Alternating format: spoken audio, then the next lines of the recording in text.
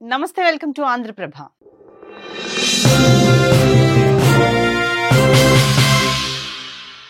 మన దేశానికి స్వతంత్రం వచ్చి ఈ రోజుకు అంటే 2025 అక్టోబర్ 21 నాటికి 82 ఏళ్లు గడిచింది. సరిగ్గా ఇదే రోజున మనకు తొలిసారి ప్రభుత్వం ఏర్పాటైంది. దానికి సంబంధించిన వివరాలు ఇప్పుడు చూద్దాం.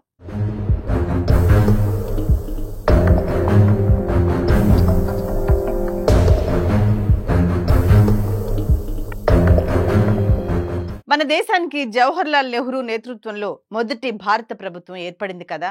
ఆయన కదా మన ప్రధాని అంటే పప్పులో కాలేసినట్టే. ఎందుకంటే నెహ్రూ ప్రభుత్వం కంటే ముందే మనకు ప్రభుత్వం ఏర్పడింది, అది కూడా స్వతంత్రం రాకముందు.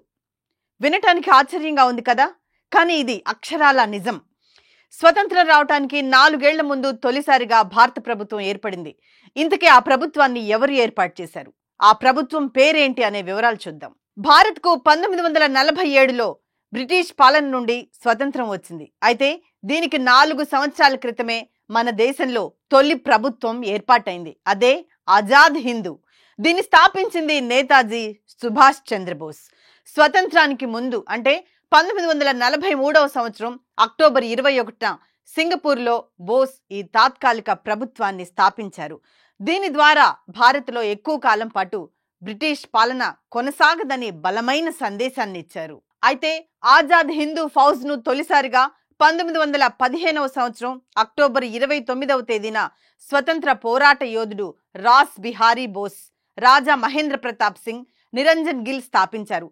తర్వాత 1943వ సంవత్సరం జూలై 4వ తేదీ సింగపూర్లోని ఖ్యాథే భవన్లో ఒక కార్యక్రమం జరగగా అందులో ఆజాద్ హిందూ ఫౌజ్ బాధ్యతలను రాస్ బిహారీ బోస్ నేతాజీకి అప్పగించారు.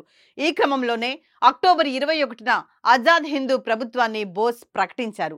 ఈ ప్రభుత్వానికి జపాన్, జర్మనీ, ఫిలిప్పైన్స్ వంటి 9 దేశాల నుంచి గుర్తింపు కూడా వచ్చింది. ఇక ఈ ప్రభుత్వంలో నేతాజీ సుభాష్ చంద్రబోస్ ప్రధానమంత్రిగానే కాకుండా విదేశాంగ మంత్రిగా, రక్షణ మంత్రిగా పనిచేశారు. ఇక ఆర్థిక శాఖను ఎస్పీ చటర్జీకి అప్పగించారని సమాచారం. అలాగే మహిళా సంఘాల బాధ్యత మంత్రిగా కెప్టెన్ డాక్టర్ లక్ష్మీ స్వామినాథన్, ప్రసార మరియు ప్రచార మంత్రిగా ఎస్ఏ అయ్యర్ నిర్వర్తించగా భారత జాతీయ సైన్యానికి సాయుధ దళాల మంత్రులు ప్రాతినిధ్యం వహించారు. వీరిలో lieutenant colonel Aziz Ahmed, JK Bhosle, NS Bhagat, గుయిజారా సింగ్, ఎంజెడ్ కియానీ, ఎస్ఎన్ ఖాదిర్, అలాగే ఏడి లోక్నాథన్ తో పాటు షాన్వాజ్ ఖాన్ ఉన్నారు. మరో ముఖ్యమైన విషయం ఏంటంటే ఈ ఆజాద్ హిందూ ప్రభుత్వం అనేక దేశాల్లో రాయబార కార్యాలయాలను సైతం ప్రారంభించడం విశేషం.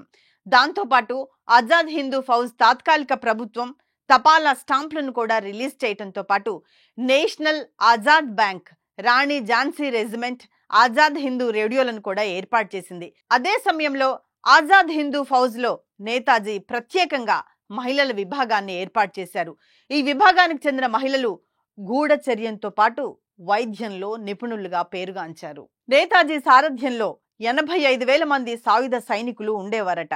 ఆయన దళం 1943 డిసెంబర్ 30న బ్రిటిష్ వారిని ఓడించింది. ఆ తరువాత 1944 ఏప్రిల్ 14న మొయిరాంగ్లో త్రివర్ణ పతాకాన్ని ఎగురవేశారు. అయితే భారత భూభాగంలోని ఒక ప్రాంతానికి బ్రిటిష్ పాలన నుంచి విముక్తి కలిగించి త్రివర్ణ పతాకాన్ని ఎగురవేయటం ఇదే తొలిసారి. అందుకే దీన్ని ఆజాద్ హిందూ ఫౌజ్ విజయానికి గుర్తుగా భావిస్తారు. ఈ ప్రభుత్వమే స్వతంత్ర పోరాటంలో ముఖ్య పాత్ర పోషించింది. ఇక భారత స్వాతంత్ర ఉద్యమంలో పలువురు నేతలు కీలక పాత్ర పోషించగా సుభాష్ చంద్రబోస్ పాత్ర మాత్రం మరువలేనిది. మీరు నాకు రక్తం ఇవ్వండి, నేను మీకు స్వాతంత్రాన్ని ఇస్తానంటూ ప్రజల్లో జాతీయ స్ఫూర్తిని రగిలించిన వీరుడు నేతాజీ. దేశానికి స్వాతంత్రం రావాలంటే అహింస విధానంలోనే కాదు, సాయుధ పోరాటం ద్వారా పోరాడి బ్రిటిషర్లను తరిమి కొట్టవచ్చని పిలుపునివ్వటమే కాకుండా దాన్ని ఆచరణలో పెట్టిన మహోన్నత యోధుడు నేతాజీ సుభాష్ చంద్రబోస్. మన దేశానికి తొలి ప్రభుత్వాన్ని ఏర్పాటు చేసింది కూడా ఆయనే కావటం విశేషం. ఆయన సేవలు, త్యాగాలు చిరస్మరణీయం. అందుకే ఆయన గురించి ఎంత చెప్పుకున్నా తక్కువే.